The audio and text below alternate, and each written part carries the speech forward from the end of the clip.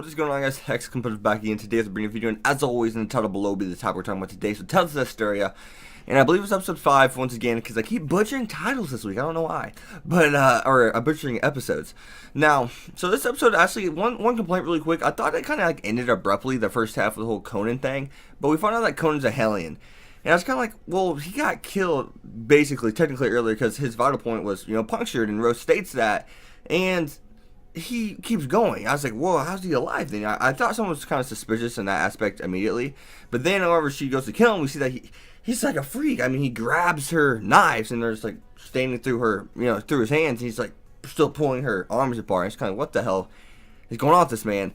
Then the next time we see like the blood's going out his eyes, and I was like, oh shit, things are about to get real. That may or may not be the thumbnail, and I'm not really even sure what the thumbnail is going to be, because it's a pretty cool episode overall. Now, even after like Diesel like basically finishes him off, because Rose knows I didn't technically kill him, something else killed him, and she probably assumed it was Diesel. Now, even then, she still wants to go into the lake and just go swimming around to look for his body. You see her drive to kill this man, like she's obsessed, like she's beyond functioning correctly. Her mind's it's broken in the matter of just how much she wants to kill this guy and make sure he's dead. Now, Diesel's the one that actually puts his arm up and says, no, you're not going out there. It's over. Leave it. Let sleeping dogs sleep. Right? So that's just crazy. Now, we get going about malevolence, and Sori's kind of like talking to Rose saying, hey, you really kind of did the impossible. You had all this malevolence, but you fought it off. You're not a Hellion. You fought it off. And that's amazing. He's like, that must have been so hard. He's just kind of like, wow, I can't believe you were even able to do that. And one thing that was really interesting about this is kind of like the 7 deadly sins, because he mentions, emotions, he mentions envy. I think that's one that's like greed or something like that. So basically, malevolence does derive from these 7 deadly sins. I mean, so that's basically why people are who they are. And these 7 deadly sins there's everything. Something that everyone deals with. It's just how extreme are they? How emotional are they? Do the 7 deadly sins take advantage of these people, or do they succumb them and live with them? That's really the difference between becoming a Hellion and having someone that just has some malevolence. So I actually had a talk with a subscriber. I'm not sure it's a subscriber or something like that. It's the first time actually I think discussed, talked to this person in the comments of the last week's video, and we kind of had a conversation about Brad. We weren't arguing or anything like that. We were just having a civil conversation, which I love doing on my channel, by the way. But we were just having a conversation like, is Brad really a good person? I mean, he tried to marry Rose off, and my point was, even if he was a good person, he was definitely selfish.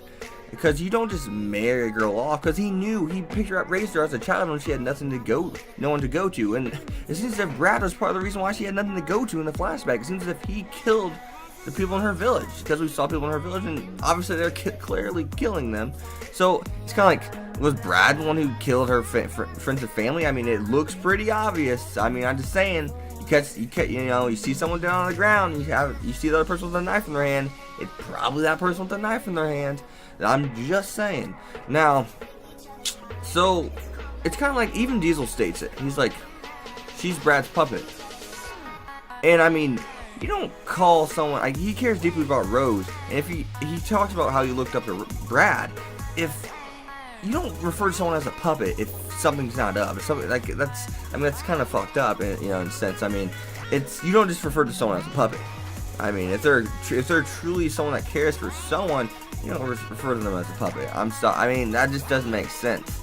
So it's kind of like, what? And we see Rose kind of like trying to overcome this battle, because we see her scream out before she goes through the flashback, and it's kind of like, alright, she's having doubts about herself now.